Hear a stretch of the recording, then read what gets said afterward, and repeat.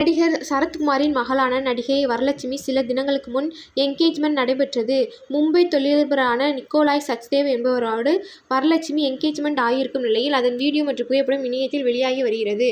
அதில் தன்னுடைய மகளை போட்டோகிராஃபராக மாறி சரத்குமார் புகைப்படம் எடுத்திருக்கும் நிலையில் அந்த கியூட்டான மூமெண்ட்டை பார்த்து ராதிகா மெய்சிலிர்த்து இருக்கிறார். இந்த வீடியோ இப்போது இணையத்தில் வைரலாகி வருகிறது. நடிகர் சரத்குமார் 90ஸ்களின் கதாநாயகராக அறிமுகமாகி இப்போது முன்னணி நடிகராக இருந்து கொண்டிருக்கிறார்.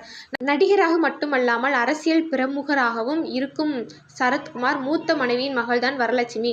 வரலட்சுமி போடா போடி என்ற திரைப்படத்தின் மூலம் சிம்புவுக்கு ஜோடியாக தமிழ் சினிமாவில் அறிமுகமானார். அதைத் தொடர்ந்து சண்டைக்கோழி 2, சர்க்கார் போன்ற படங்களில் நடித்திருந்தார். இந்த நிலையில் கடந்த மார்ச் 1ஆம் தேதி வரலட்சுமியின் மும்பையைச் சேர்ந்த தொழிலதிபர் நிக்கோலாய் சச்தேவ் என்பவருக்கு நிச்சயம் நடைபெற்று இருக்கிறது.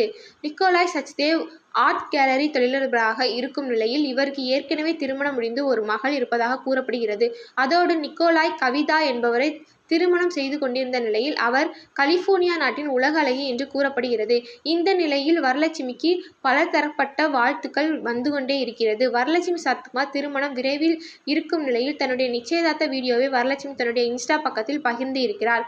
அதில் கியூட்டான பல மூமெண்ட் இடம்பெற்றிருக்கிறது. வரலட்சுமி தன்னுடைய அம்மா, அப்பா, குடும்பத்தோடு எடுத்துக்கொண்ட புகைப்படங்கள், ராதிகாவுடைய மகளோடு எடுத்துக்கொண்ட புகைப்படங்கள், பல மூமெண்ட் அதில் இடம்பெற்றிருக்கிறது.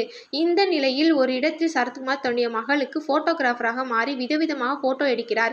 இந்த வீடியோ இணையத்தில் வைரலாகி வரும் நிலையில் இதற்கு வரலட்சுமி அருமையான வாழ்த்துக்கள், அன்பான பிறந்தநாள் வாழ்த்துக்களும் தெரிவித்த அனைவருக்கும் நன்றி, நான் மிகவும் ஆசீர்வதிக்கப்பட்டவள் என கூறியுள்ளார். இந்த வீடியோ உங்களுக்கு பிடிச்சிருந்தா மறக்காம சப்ஸ்கிரைப் பண்ணி லைக் பண்ண தட்டி விட்டு போங்க.